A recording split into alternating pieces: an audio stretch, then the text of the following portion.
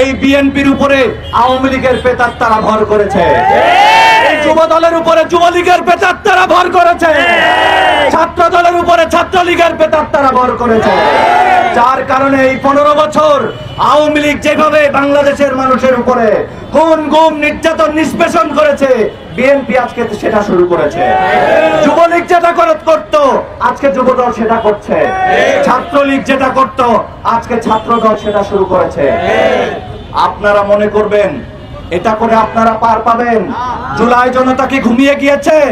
জুলাই জনতা কি ঘরে ফিরে গিয়েছে?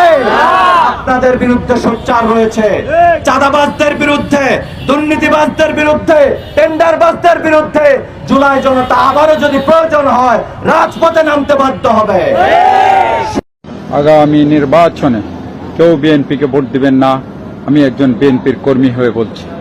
কারণ স্থায়ী কমিটির বেশিরভাগ সদস্য আওয়ামী লীগ এবং ইন্ডিয়ান রয়ের এজেন্ট। আমরা গত 16 বছর দাজ্জালি বাহিনীর বিরুদ্ধে লড়াই করেছি আওয়ামী লীগকে পুনঃপ্রতিষ্ঠিত করার জন্য নয়।